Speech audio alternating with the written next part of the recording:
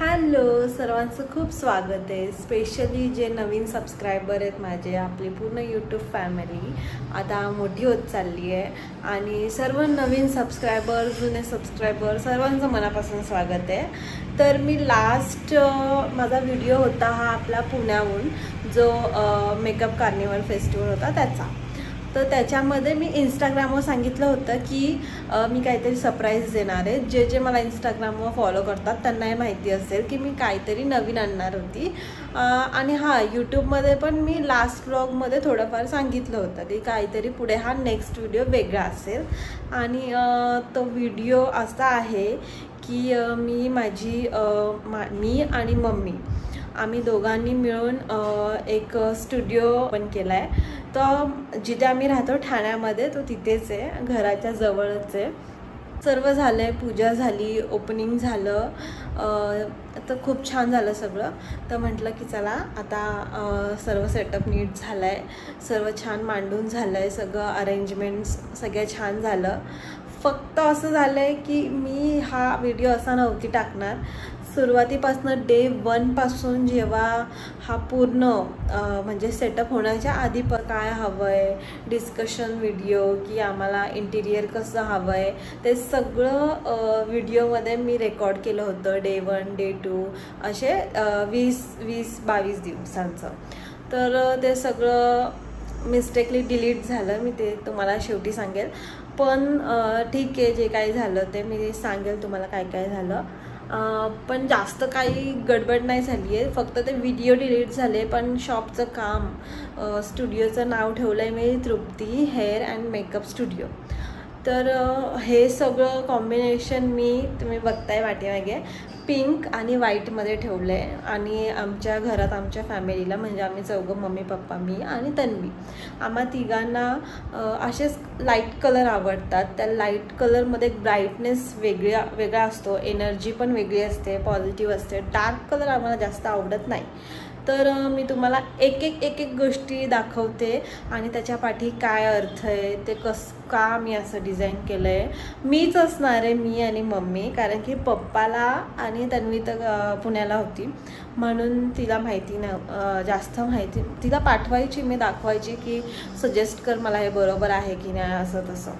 पण आमच्या सगळ्यांचे फॅमिलीचा एकच डिसिजन असतो आणि तो पटतो इथं। तर सगळं नीट झालं, सगळ्यांना आवडलं, सगळे इथे आले होते, आमची फ्रेंड्स, फॅमिली सगळे आले होते आणि सगळ्यांना सरप्राईज होतं। कोणालाच सांगितलं नव्हतं आम्ही लास्टपर्यंत। फक्त जेव्हा पूजासुद्धा आम्ही आमच्यामध्येच छोटीशी एक पूजा केली आणि मग नंतर आम्ही ओपनिंग ठेवलं। सामान सगळं आणायचं होतं, सेटअप करायचा होता।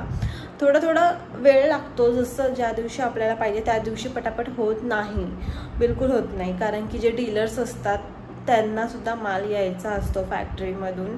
तर काही अशा गोष्टी, छोटी अडचणी येतात, तर त्याच्यामध्ये वेळ हा पुढे ढकलत जातो। पण सगळं नीट झालं, व्यवस्थित झालं, काहीच जास्त मोठ्या चुका नाही झाल्या, देवाच्या कृपेने, टचवूड। खूप छान झालं। तर मी तुम्हाला एक गोष्ट सुरुवातीपासून दाखवते, चला।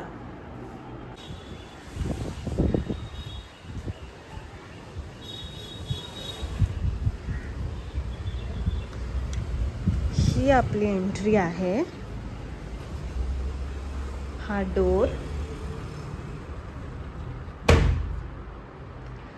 आता हा आपला सिटिंग एरिया आहे, जिथे ह्यामध्ये स्टोरेजसुद्धा आहे। खूप छान बनवलं आहे, खूप आवडलं मला सुरुवातीला। आणि जसं मी सांगितलं होतं तसंच त्यांनी दिलं। स्टोरेज पण खूप आहे, ज्याच्यामध्ये खूप छोट्या मोठ्या गोष्टी बसू शकतात आणि हेवीसुद्धा आहे, म्हणून टेन्शन नाही। आणि हे आहे डिस्प्ले एरिया, इथे सुद्धा स्टोरेज पॉईंट आहे। आणि हा फेशियलचं सामान, पेडिक्युअर, मॅनिक्युअर, सगळं जे काही मम्मी वापरते, यूज करते, ते सगळं आहे।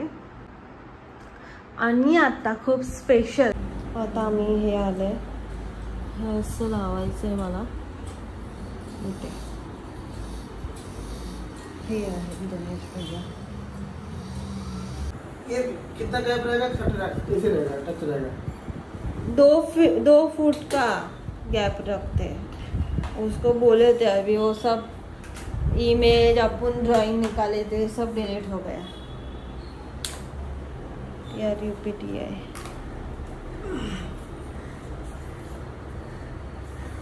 थोड़ा गैप देके रखने का। 1 2 3 4 5 6 7 कैसे 6 है? 1 2 3 4 5 6 तो मैं जल्दबाजी भूलक्कड़ हो गए अपन दोनों। इसके लिए आपको मैंने बोला आप लगाओ। मैं कभी लगाया नहीं हूँ, लेकिन थोड़ा है मतलब कर सकता हूँ। तो ये सब भी आपको बोला ना। कर सकते हैं उनको ही बोलती हूँ, मैं भी बहुत शानी हूँ। पगली नहीं हूँ, जो करेगा उसको ही देती हूँ। But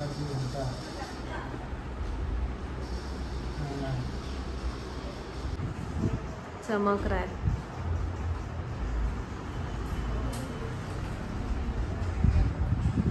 ready?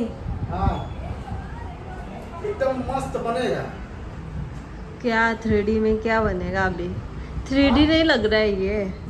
इसका जो शैडो आता है ना, देख शैडो कहाँ है। ये जो शैडो है ना, शैडो वही ऐसे, लेकिन हाईलाइट कर देंगे ना ऐसा। इंसान तो करना मत, करेंगे तो अच्छा दिखेगा। इस पे ये दीवार पे नहीं दिखेगा शायद। इस पे अभी जो है ना, जो छाया दिख रहा है। हाँ, समझी मैं। इसको ही खाली ऐसा कर देना है। इसको ऐसे लेकिन नहीं करना ऐसे तो लग रहा है। हे मी मीरा रोडवरून मागवलं होतं आणि ह्याला त्यांनी मला लगेच दिलं। 3 दिवस लागले असतील त्यांनी हे मला दिलं। मी वाईट ठेवली आहे कारण की गोल्डन ॲक्रेलिक असल्यामुळे लेटर्स त्याच्यामध्ये व्हाईट लाईट जास्त रिफ्लेक्ट होते, जास्त शाईन करते। जर गोल्डन असती तर मला थोडा डाऊट होता, पण मी वाईट ठेवली। आणि हा आहे इकडे मोठा मिरर। हा एक खूप मोठा असा, म्हणजे जेणेकरून जेव्हा ड्रेसिंग किंवा ड्रेपिंग वगैरे होईल तर ते एकदम फुल दिसेल त्यांना, क्लायंट्सला। आणि हे इथे असे मी शेल्स बनवून घेतले। हा आपला हेअरचा एरिया आहे। ही आपली shampoo chair, cute pink. Me most of सगळ्यांचा कलर ट्राय केलं आणि हे खूप म्हणजे थोडीफार हे केली की पिंक भेटावा, सगळ्याच जागी पिंक। हे कॉमन म्हणजे ह्या अशा चेअर्समध्ये मोस्ट ऑफ ब्लॅक व्हाईट असेच कलर असतात, तर पिंक घेणं हे खूपच थोडंसं कठीण जात होतं, पण त्यांनी मला दिलं करून। इकडे आहे ज्वेलरी डिस्प्ले एरिया, ब्रायडलसाठी किंवा मॉडेल शूटसाठी ज्यांनाही रेंटवर हवं आहे। हे अजून थोडंफार म्हणजे हे पूर्ण मला म्हणजे वरतीपासून खालतीपर्यंत सगळे ज्वेलरी अरेंजमेंट करायची आहे, पण थोड्या दिवसानंतर होऊन जाईल ते। आणि इकडे आहे फेशियल बेड। हा फेशियल बेड काल आला। हा पण मी पिंक आणि व्हाईटमध्येच ठेवलाय। टचवूड की मला जे पाहिजे होतं ते सगळं मला भेटलं, म्हणजे काहीच असं इथे तिथे नाहीये, एकदम सगळं परफेक्ट झालं। हा माझा board, Trupti hair and makeup studio. तर हा सुद्धा मीच डिझाईन केलाय। मी त्यांना डिझाईन करून ज्याही गोष्टी आहेत त्या सगळ्या डिझाईन केल्या। मला काय हवं आहे, माझा जो इंस्टाग्रामचा प्रोफाईल ID इंस्टाग्रामचा, की असं द्या मला। खालती तुम्ही छोटे छोटे एलिमेंट्स बघत असाल, इथे आहे स्किन केअर, हेअर कटिंग, इथे आहे मेकअप, मग इथे फेशियल ट्रीटमेंट, मग वॅक्सिंग। हे सगळं मी त्यांना दिलं आणि त्यांनी मला प्रिंट करून जसं मला हवं आहे त्या साईजमध्ये, त्या लेंथमध्ये त्यांनी मला दिलं। 6 फीट ह्याची लेंथ आहे. हा बेड मला भेटला. हा पण हे सगळे कॉन्टॅक्ट्स मी ऑनलाईन सगळं आहे आपल्याकडे. कोणाला ह्याला त्याला विचारायची गरज नाही. आय थिंक आपल्याला सगळं ऑनलाईन आहे, सगळं भेटून जातं, म्हणून जास्त लोड नाही घ्यायचा. आणि हे इथे क्यूट देवारा आमचा, हा आम्ही ठाण्यातून घेतला आहे, ठाणा मार्केटमधून.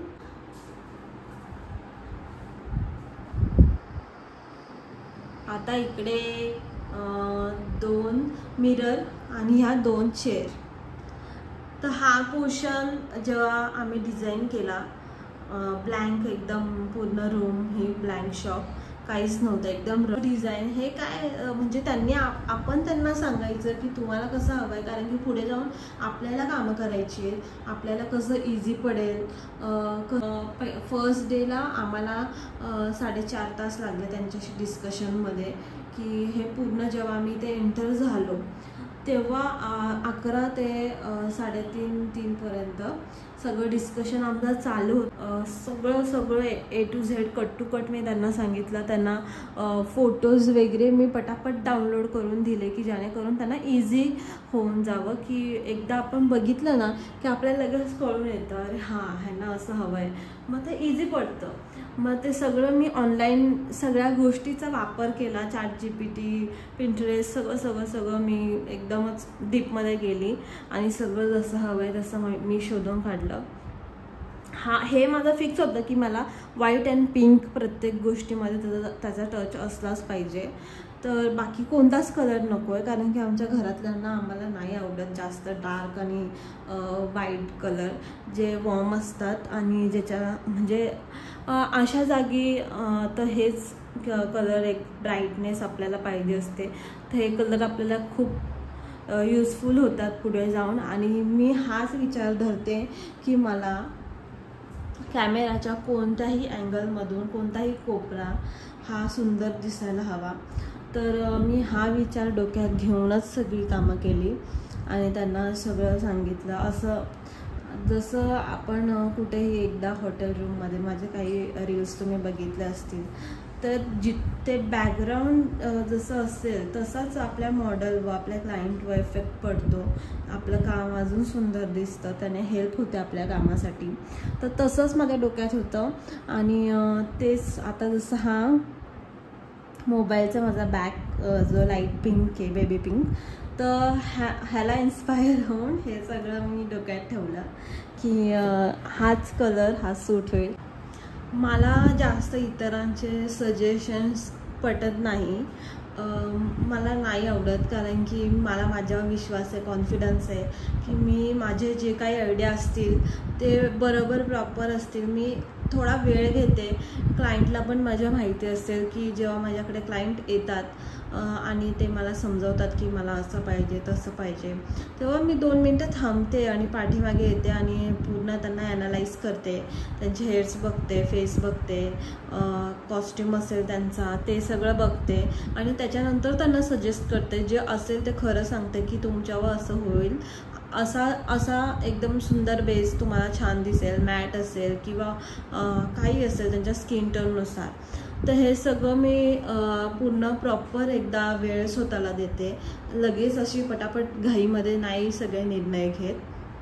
आणि मला माझ्यावर कॉन्फिडन्स होता की हे सगळं चांगलंच होईल. तर मी तुम्हाला खरं काय ते सांगते, ह्याच्या आधी माझ्याकडे 2-3 इंटिरियर डिझायनर आले होते, पण माझ्यासाठी हे खूप स्पेशल होतं.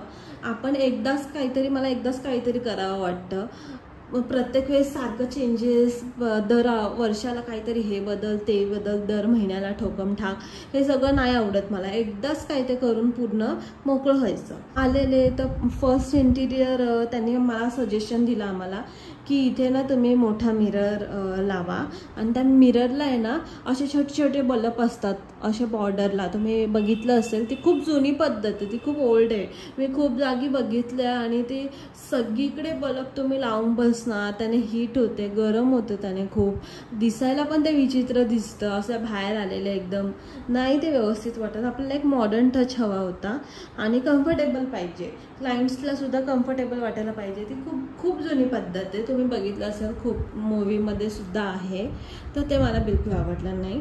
आणि आता अशी पद्धत आली आहे की असा सिंगल मिरर आणि एवढंसाच असा टेबल, बस फक्त एवढा, आणि हे त्याच्या खाली हे बाजूचं काहीच नाही, हे काही नाही, फक्त ज्या मिररच्या इथे एक छोटासा एवढा टेबल बॉक्स टाईप आणि ही एक चेअर, मग परत गॅप इथे मधला गॅप स्पेस मोकळा, इथे काहीतरी ट्रॉली वगैरे असेल ती ठेवणार, आणि परत इथे एक असा मिरर आणि चेअर आणि इथे एक बॉक्स, जसा हा आहे ना तसंच दोन्ही बाजूला 2 आणि मध्ये स्पेस मोकळा.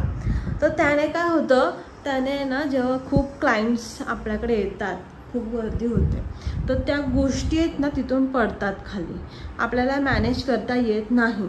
मी खूप वेळा बघितलं आहे, मला तेव्हा समजलं की नको, मला हे असं पण नको आहे, मला पूर्ण पाहिजे जेणेकरून मला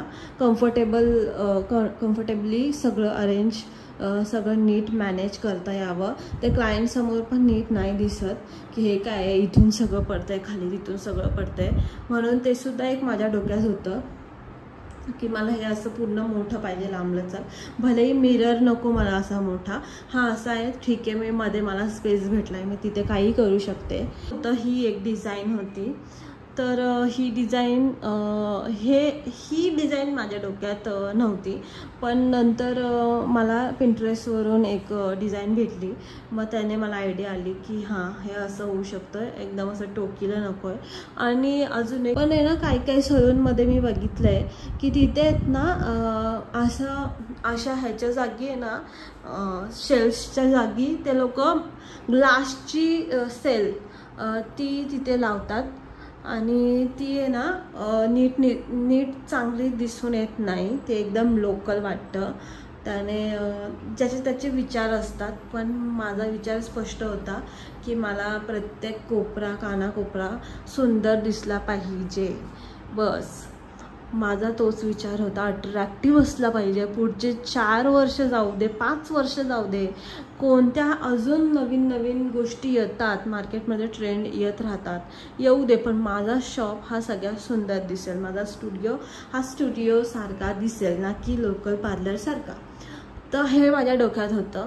म्हणून मला मग जे आमचे इंटिरियर होते, ऑफकोर्स त्यांना पण अनुभव होता सलूनचा जास्त, तर त्यांनी पण मला हेच सांगितलं, त्यांच्या पण आधी हेच डोक्यात आलं की इथे तुम्ही वुडनमध्ये, आणि खूप छान दिसतंय हे, ह्याच्यामध्ये मी लाईटिंगसुद्धा करू शकते. ॲमेझॉनवरून माझ्या डोक्यात पटापट येतात थॉट्स की मला हे करायचे ते करायचे, कारण की मी सारखी सोशल मीडिया यूज करत असते, म्हणून मला कळतं लगेच की काय कुठे पाहिजे. तर हे असं मी बनवून घेतलं. आय थिंक इथे मला ही तुम्हाला वॉल मोकळी वाटत असेल, पण इथे सुद्धा माझ्या डोक्यात काहीतरी आहे, ते मी इथे जॉईन करेल, ॲमेझॉनवरून मागवेल, बघते. आणि इथे सुद्धा आतमध्ये वॉल ह्या 2 मोकळ्या आहेत, त्या पण मोकळ्या नाही राहणार, काही दिवसांनंतर तिथे मी काहीतरी करेल. इथे वरती आमची पाण्याची टाकी आहे, जागीर होते आपल्याला आहे ना, असं काहीतरी रोज जे काम असतं ना ते भेटलं ना की आपल्याला कंटाळा येतो, काहीतरी वेगळं पाहिजे असतं. जसं मला प्रत्येक वेळेस मेकअपला जे क्लायंट्स येतात, जर कोणी काही वेगळं मागितलं, मला आहे ना आज अशा आय मेकअप पाहिजेत, तर मलासुद्धा मज्जा येते त्या गोष्टीवर काम करायला. तसंच त्यांचंसुद्धा झालं की त्यांना पण खूप मज्जा येत होती काहीतरी वेगळं करायला. तर असंच काही गोष्टी छोट्या. आणि ह्याचं म्हणायचं झालं की हे मला परफेक्ट असंच पाहिजे होतं. त्यांच्याकडे सुद्धा असे राऊंडमध्ये असतात बघा, लोगो टाईप राऊंड असतं, ते फक्त त्याच्यामध्ये LED लाईट असते आणि त्याच्यावर लोगो काय असेल तो त्यांचा कस्टमरचा, आणि त्याच्यावर नाव वगैरे असतं. तर ते गोल असतं कोणत्याही शेपमध्ये, ते डायरेक्ट येऊन इथे स्टिक करायचं. तर ते त्यांच्याकडे तशा डिझाईन्स होते. मी बोलली नाही, मला तसं नाही पाहिजे, त्याचं काही मला एवढं हे नाही वाटलं. ते म्हणजे आहे सगळ्यांकडेच असं, पण मला असं पाहिजे होतं. तर मी हे घेतलं. हा आता झाला डोरचा विषय. डोर कसा ठेवायचा, बाहेर काय लावायचं आहे, फक्त स्टुडिओ नाही, कारण की आता लोकांना स्टुडिओ म्हटलं की जरा वेगळं वाटतं. तर बाहेर काय एखादा मॉडेलचा फोटो वगैरे असला की त्यांना कळून येतं पार्लरसुद्धा आहे आतमध्ये. तर मला तसं एक काहीतरी पाहिजे होतं. आणि स्लायडिंगचा डोअर तर आमचा फिक्स आहे. तो असा जो ओपन करायचा डोअर असतो आपल्या घरचा जसा, तसा नव्हता पाहिजे मला. आणि आता प्रश्न आला की तुम्हाला ॲल्युमिनियमचा हवा आहे. तसं आम्हाला त्या काकाने विचारलं होतं ॲल्युमिनियम हवं आहे की पूर्णच ग्लास हवा आहे, ग्लास डोअर, मग त्या ग्लासवर मॉडेल चिपकवायची, स्टिक करायची, तसं काय हवं आहे. तर त्यांनी आम्हाला सांगितलं काय काय छान दिसेल.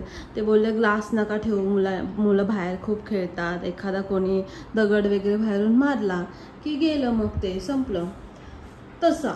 मग आता माझ्या डोक्यात, मला ग्लासचं नाव नाही माहिती काय, पण माझ्या डोक्यात होतं की काका ते असं भुरकट असतं ना, जे बाहेरच्यांना काहीच आतलं दिसत नाही आणि आतल्यांना पण बाहेरचं दिसत नाही. मला तो वाला ग्लास पाहिजे आणि स्लायडिंगवाला डोअर पाहिजे आणि हे सगळं मला वुडनचं पाहिजे. तर त्यांनी मला नाव सांगितलं फ्रोस्टेड ग्लास. तर त्यांनी हा ग्लास मला दिला लावून आणि खूप सुंदर वाटला मला तो असं. तर ही AC ही पण आम्ही आमच्या बजेटमध्ये घेतली आहे. 1.5 टनची AC आहे. ओपनिंग नंतरचा हा आजचा 3rd डे आहे आणि क्लायंट यायला सुरुवात झाली आणि खूप छान दिवस गेला, कालचा पण आणि आजचा पण. तर तुम्ही बघितलं असेल गणेश काकांचं काम कसं आहे, कसं ते काम करतात एकदम बारकाईने. की जर इन फ्युचर कोणाला काही करायचं असेल, कोणत्याही म्हणजे आपल्याला घरात काही इंटिरियर ऑफिसमध्ये किंवा कोणत्याही गोष्टीमध्ये काही करून घ्यायचं असेल तर तुम्ही मला सांगा, मी तुम्हाला पूर्ण कॉन्टॅक्ट देईल त्यांचा नंबर मी तुम्हाला देईल, तुमच्याशी शेअर करेल. आणि अजून काय असेल तर ते मला प्लीज विचारा, मला चांगलं वाटेल. मला असं वाटतं की हे एवढं जे काही पण मी केलं आहे, मागे पण क्लास सगळं काही, म्हणजे जे चांगल्या गोष्टी आहेत ना, त्या माझ्या जे जवळचे, जे ॲक्च्युअलमध्ये ज्यांना वाटायचं, मला त्यांचे शब्द लक्षात आहेत की ते प्रत्येकजण असं म्हणायचं की आम्हाला तुला मोठं झालेलं बघायचं आहे, तू काय ते पुढे जा, तू खूप पुढे जा आणि अशीच पुढे जात राहा, ह्याचं त्याचं कोणाचं ऐकू नको. तर ह्या लोकांचे ब्लेसिंग्स खूप मला फायदेशीर ठरले आणि त्यांच्याचमुळे हे सगळं झालं असावं. कारण की चांगली माणसं आहेत ना खूप कमी असतात प्रत्येकाच्या आयुष्यात, वाईट माणसं तर असतातच, पण चांगली माणसं असणं खूप जास्त गरजेचं आहे. आता जे कोणी माझ्या वयाचं असेल, ज्याला पुढे त्याचं फ्युचर ब्राईट करायचं आहे किंवा कोणत्याही क्षेत्रात, कोणत्याही फील्डमध्ये, तर माणसं ओळखून तुमच्या आयुष्यामध्ये तुम्ही आणा त्यांना. खूप वेळ लावा, खूप म्हणजे जास्त वेळ घ्या, त्यांना समजून घेण्याचा प्रयत्न करा आणि तेव्हाच एखाद्याला तुम्ही तुमच्या आयुष्यामध्ये आणा. कारण की आपलं असं बोलतात की तुझी वाईट वेळ चालू आहे किंवा काही नीट नसेल होत ना, तर खूप जण बोलतात की तुझं तर नशीब फुटकं आहे. तर तसं काहीच नसतं, नशीब वेगळं फुटकं काहीच नसतं. आपल्याकडे अडचणी येतात, त्या अडचणीतून प्रत्येक माणूस बाहेर निघू शकतो, छोटा मोठा कोणी असो तो निघतो. पण त्या अडचणीमध्ये आहेत ना खूप असे लोक येतात की जे आपल्याला आहेत ना, त्यांचा एक शब्द आपल्यावर खूप परिणामकारक असतो. ते काय बोलतात काय नाही, कोण चांगलं सांगतंय तर ते किती चांगलं सांगतंय ते त्या माणसावर डिपेंड आहे. आणि अशी वेगवेगळी विचाराची लोक आपल्या लाईफमध्ये एंटर होतात त्या फेसमध्ये, जेव्हा आपण अडचणीत असतो.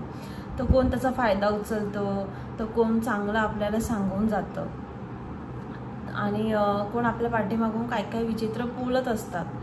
तर अशी लोकच एक आपल्यासाठी, म्हणजे अडचणीत तर आपण निघून जातो, पण ती लोक मग त्यांच्याशी आपले बिघडणारे रिलेशन्स, मग त्याच्या पाठी होणारी जी काही आपल्या डोक्यात ते राहतं, आपल्याला समोरचा माणूस काय बोलतोय, तो काय बोलून गेला, मग ते पुढे जाऊन आपल्याला शेवटपर्यंत लक्षात असतं. त्यापेक्षा अशा माणसांना तुम्ही आपल्या एंटरच होऊन नका देऊ आपल्या करिअरमध्ये, की जे तुम्हाला तोंडावर काहीतरी वेगळंच आणि तुमच्या पाठीमागून काहीतरी वेगळंच बोलतात.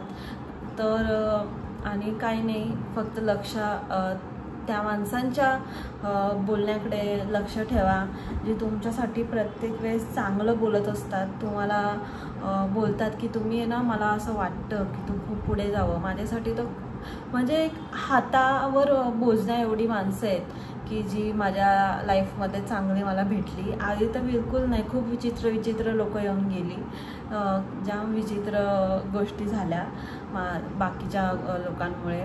खूपच वेगळी माणसं प्रत्येकाच्या येत असतील, पण माझ्या तर म्हणजे ह्या स्टेजला खूप मला वेगवेगळी माणसं भेटली ज्यांच्यावर मी ट्रस्ट ठेवला की असं वाटतं आपल्याला, अरे ह्या माणसावर आपण ट्रस्ट ठेवू शकतो, काहीतरी चांगलं होईल, त्याच्या मनात आपल्याविषयी काहीतरी खूप चांगल्या गोष्टी आहेत. पण तसं नसतं. त्या माणसं खूप जवळची असू दे, तुमचं रिलेशन काही असू दे, पण मित्र. आणि एक गोष्ट पण अशी आहे की आपल्याला आहेत ना, फ्रेंड्स हे चॉईस करून मिळवता येतात. ते आपली मर्जी असते, आपण त्यांना ओळखतो आणि एंटर करून घेतो आपल्या लाईफमध्ये. तर ही गोष्ट एक आपल्याला प्लस पॉईंट आहे की देवाने ते आपल्याला तसं दिलं आहे.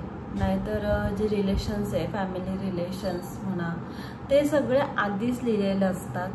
ते आपल्याला भेटतात आणि त्यांच्या पाठीमागून सुटका मिळवणं वेगवेगळे प्राणी असतात. तर ते आपल्या नातेवाईक प्रत्येकाच्या ह्या एजमध्ये सगळेजण आपल्याला खूप ऐकवत असतात की असं व्हायला पाहिजे, तसं व्हायला पाहिजे. खूप मला तर असे लोक भेटली आहेत ना की चांगलं पण बोलतात आणि नंतर आपण गेल्यावर काहीतरी वेगळंच बोलतात.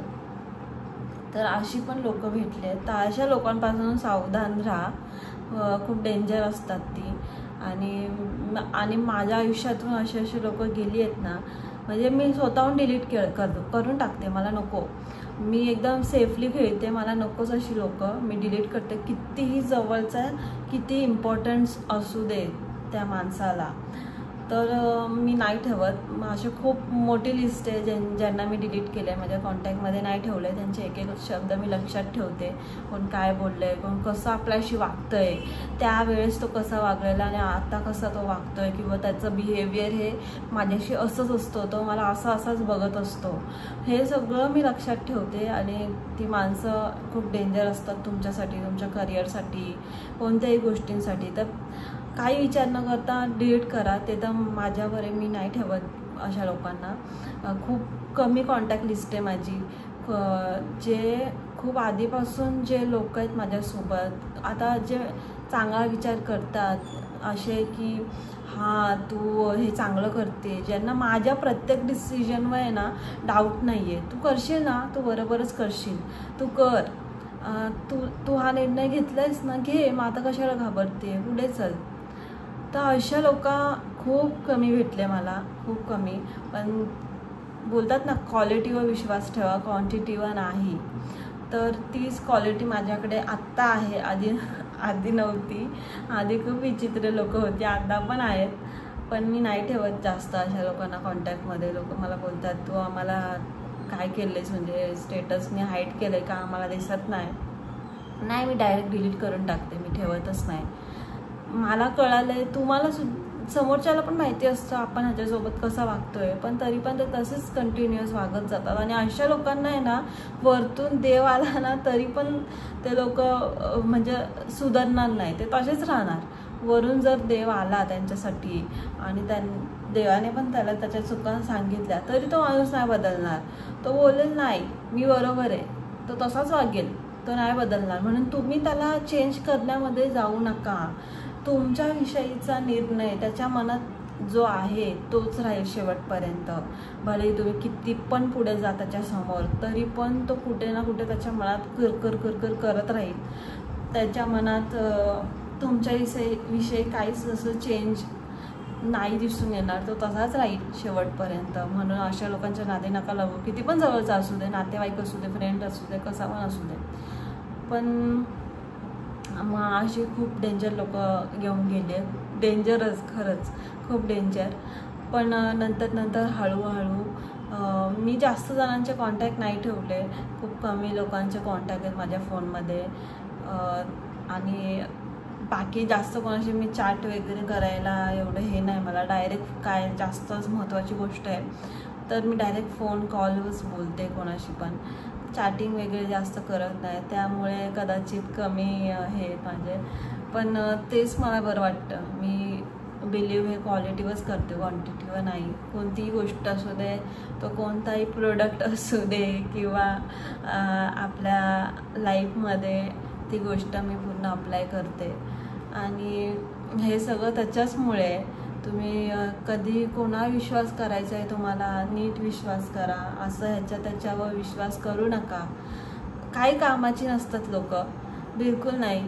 तुम्ही त्यांच्यासाठी खूप मदत कराल, नंतर जेव्हा तुम्ही कोणत्या प्रॉब्लेममध्ये अडकाल तेव्हा तो येतोय की नाही तुम्हाला हेल्प करायला, हे त्याचं एक्झामिन करा त्या गोष्टीचं की तो येतोय की नाही. काहीतरी असं काढा विषय की तुम्ही त्याला टेस्ट करा की तो काय करेल जर अशी सिच्युएशन असेल तर. तसं करा आणि मग तुम्हाला कळेल तो व्यक्ती कसा आहे. तिथल्या तिथे रिझल्ट बघा आणि कसं वाटतं आहे, पॉझिटिव्ह आहे की निगेटिव्ह आहे. पॉझिटिव्ह असेल तर खूप छान, कोणतरी आहे खूप महत्त्वाचं तुमच्या लाईफमध्ये जो तुमच्यासाठी एवढा विचार करतो, मग ती तर खूपच चांगली गोष्ट आहे. पण जर निगेटिव्ह असेल तर गेट आउट करा, त्याला ठेवू नका.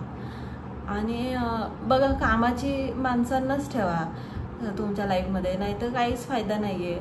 बिना कामाच्या लोकांना कशाला ठेवताय तुम्ही?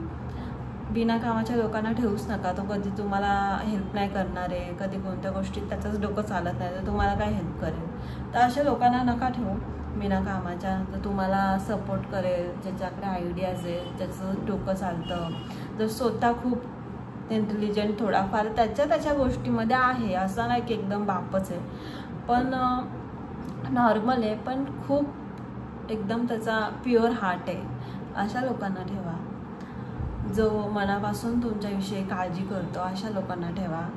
आणि ते खूप, त्यांचे ब्लेसिंग्स खूप मॅजिकल असतात की ज्याने तुमचं काम होऊन जातं आणि ते तुम्ही डोक्यात ठेवतात. आणि ना माझ्याविषयी ना नेहमी असंच होतं की मी ही गोष्ट करून गेलेली असते, माझं पूर्ण काम झालेलं असतं आणि त्याच्यानंतर काही बऱ्याच वेळानंतर अशी पर्टिक्युलर व्यक्ती येते आणि मला गाईड करते की ना तू हे असं कर.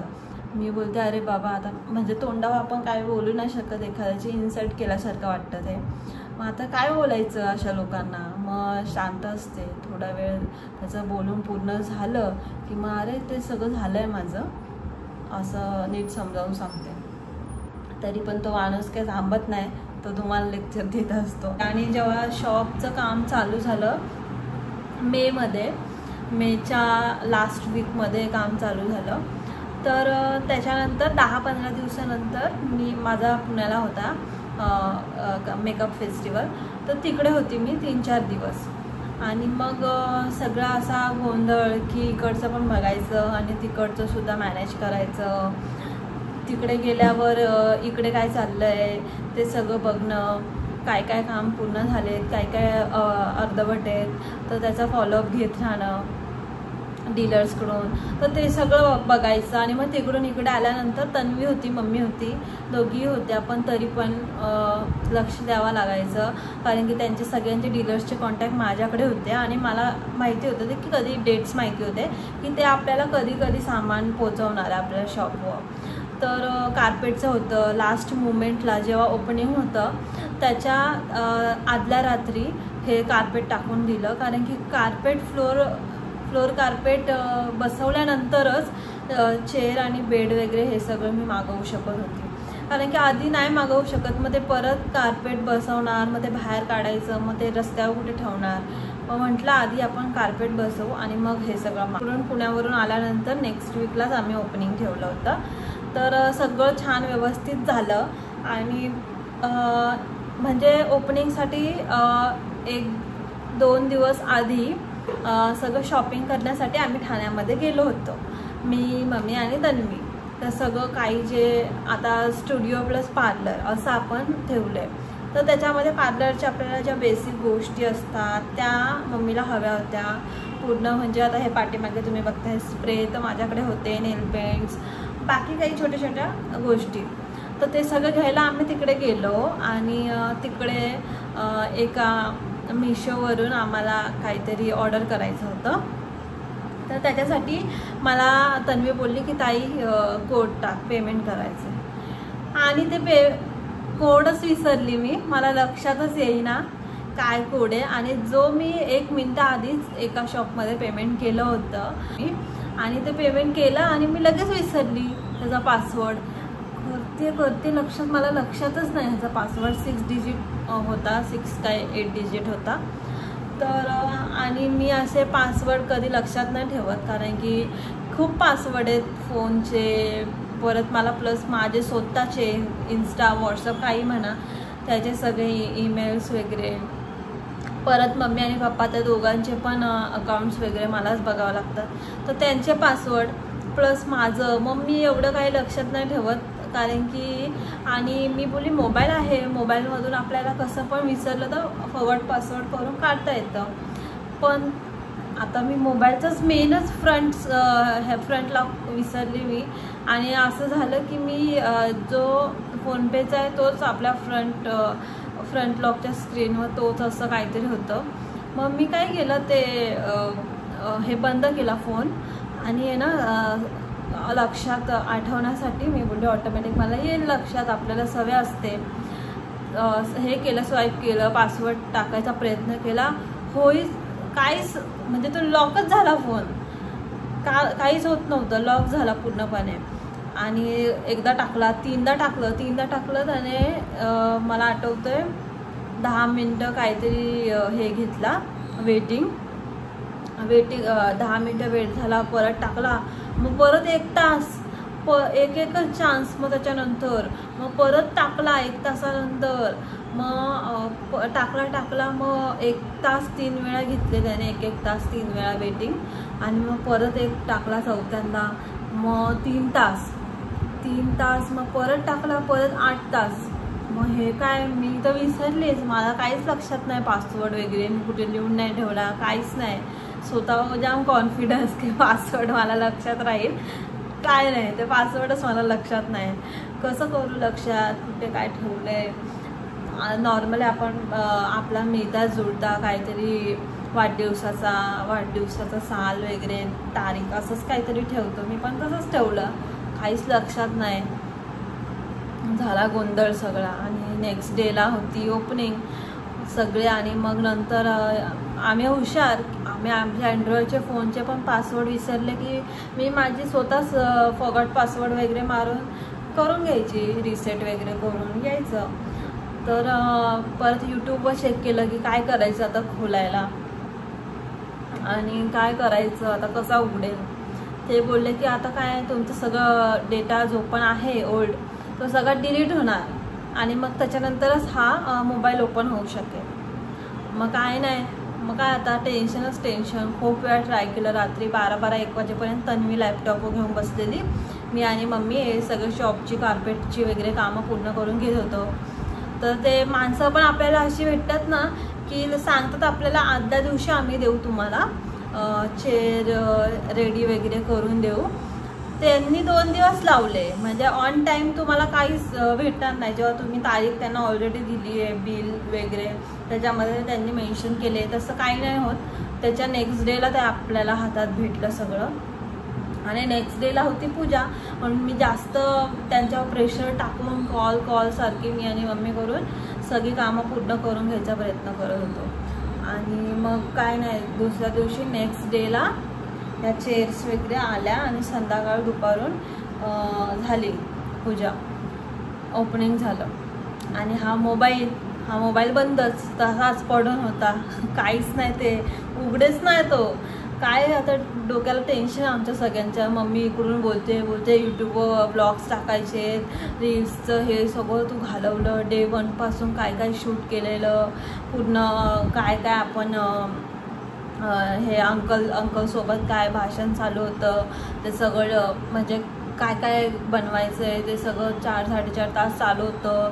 त्या दिवसापासून पूर्ण मी शॉपमध्ये इंस्टाग्रामचे रील्स, वाय टी स्टुडिओचे शॉर्ट्स ते सगळे उडाले, काहीच नाही माझ्याकडे. मग आता काय, मग इलाजच नव्हता. मोबाईल कसा पण खोलायचा आहे, मोबाईलशिवाय माझी काहीच कामं नाही आहे. मोबाईल उघडायचा. मग गेली सेंटरमध्ये, मी आणि अंकल आम्ही दोघं गेलो. तर तिथे गेलो, ते बोलतात की हो जाएगा. पैसे घेतले जाम माझ्याकडून, आता काय खोलायचं आहे तर पैसे द्यावेच लागतील. पैसे त्यांनी घेतले माझ्याकडून आणि दिला. मग अर्धा तास लागला असेल ते सगळं आपला डेटा वगैरे साफ केला, काहीच भेटेना. मोबाईल खुलला, मोबाईल ओपन झाला, माझ्यासाठी गोष्ट आहे. पैसे तर आहेच, ठीक आहे, पैसे तर लागतात, पण डेटाचं काय, सगळं. आणि मी जास्त म्हणजे मी आज यूट्यूबला कोणता ब्लॉग टाकला आहे, लगेच दुसऱ्या सेकंदाला मी सगळे व्हिडिओ डिलीट करून टाकते. कारण की ह्याला स्टोरेज नाहीच आहे. माझं तर 128 GB आहे, तर जास्त नाही स्टोरेज ठेवू शकत. कारण की मला येणारे पुढचे पण काही रील्स वगैरे असतील, मॉडेल शूट किंवा क्लायंट्सचे, ते सगळं मला ठेवण्यासाठी बाकीचं डिलीट करून ठेवायला लागतं. मग माझं एवढा मोबाईल फुल नव्हताच. पण तरीही महत्त्वाचे जे पुण्याला गेलेली, तिकडचे, इथे काय केलेलं, इथे कसं काम चालू आहे, हे सगळं कलर वगैरे कसे आपले जे वर्कर्स ते सगळं कामं करत आहेत, काय त्यांचं सगळं शूट केलेलं सगळं गेलं. आणि तिथून मम्मीची चावचाव चालू की सगळं घालवलं, काहीच राहिलं नाही, तुला एवढा पासवर्ड लक्षात नाही राहत, कशाला गेलीस खोलायला, आलं असतं तुला लक्षात, कशाला ओपन करायला गेली. पण मला माहिती आहे की एकदा मी काय विसरले तर मला लक्षात येणार नाही. खूप स्ट्रेस डोक्याला, इथे हे बघा, तिकडे ते बघा, पाहुण्यांना बोलवा, इन्व्हिटेशन कार्ड बनवा, ते इन्व्हिटेशन कार्डमध्ये काय टाकायचं आहे, ते इन्व्हिटेशन कार्ड तन्वीने बनवलं. पण आम्हाला खूप जणांना अजून बोलवायचं होतं, पण नाही बोलवता आलं, त्यासाठी सॉरी. पण आता येऊ शकतो तुम्ही सगळेजण. असा एवढा मोठा प्रॉब्लेम झाला होता, टेन्शन, सगळे कामं नीट झाली, पण हा मोबाईलचा काय ना काय अडथळे आल्याशिवाय कसं काय पूर्ण होईल ना. मग काय झालं, सगळं नीट झालं. माझ्या डोक्यात कोणती पण कामं करताना तेच होतं की माझा मोबाईल बिचारा बंद आहे. मला सारखी सवय काय ना काय करायची, काय ना काय करत बसायचं, व्हिडिओ एडिटिंग सगळं मी ह्याच्यामधूनच करते. मोबाईल घेताना सुद्धा किती जण, बापरे एवढा महागाचा मोबाईल घेतला, 80,000चा फोन घेतला, कशाला मग तो मोबाईल, काय करायचं आहे त्या मोबाईलचं. मला माहिती आहे, घरच्यांना माझ्या माहिती आहे की किती मला, जर माझ्यामध्ये आहे ती क्षमता, मी घेऊ शकते माझ्या पैशाने आणि मला चालवता येतो. ज्यांना चालवायला येत नाही त्यांच्याकडे मोबाईल असतात मोठे, त्याचं काय आपल्याला हे नाही. पण बघा ना, तर असे लोक असतात की बोलतात आमचा एवढा पगार आहे, आम्ही नाही घेतला, आणि हिला काय घ्यायची गरज होती, एवढा साधा आपला घ्यायचा 15-20 हजाराचा बस. पण मला माहिती आहे ना माझी किती कामं होतात. आणि आज 30 लोक माझ्या ब्लॉगमध्ये, जेव्हा मी ब्लॉग स्टार्ट करते, अरे आम्हाला नाही घेतलं, ब्लॉग चालू कर, ब्लॉगमध्ये कशी घेणार तू आम्हाला, कधी घेणार, ब्लॉग स्टार्ट कर. असे लोक बदलतात. म्हणजे बघा, म्हणून मी आधीपासून सांगते की चांगल्या लोकांनाच तुमच्या लिस्टमध्ये ठेवा, त्यांनाच प्रायोरिटी द्या. ह्याला त्याला कोणाला पण नायऱ्या गेरायला घेऊच नका. किती वाईट वाटायचं आहे वाटून द्या, आपल्या लाईफचा प्रश्न आहे शेवटी. आणि अडथळे येतात ते अशा वाईट माणसांमुळेच येतात. मी तर बोलेल, अडथळे किती पण येऊ, मला माहिती आहे मी बाहेर निघेल ह्या गोष्टीमधून, तर मी निघेलच. पण अशी वाईट लोक अजून त्याच्यात आली ना भर टाकायला, मग काही खरं नाही. मग त्याच्या बाहेर निघणं आणि त्याला फेस करणं सिच्युएशनला अजून कठीण जातं. म्हणून तर झालं आपलं एवढंच होतं. आणि एवढं सगळं आमचं पूर्ण शॉप छान झालं आहे. मी तुम्हाला पूर्ण टूर तर केलाच आहे. परत एकदा रीलला टाकण्यासाठी मी परत बोर्ड राहिला आमचा लावायचा, तर त्याच्यासाठी मी परत एक शॉर्ट रील बनवेल आणि YT स्टुडिओ पण अपलोड करेल. तर बाय.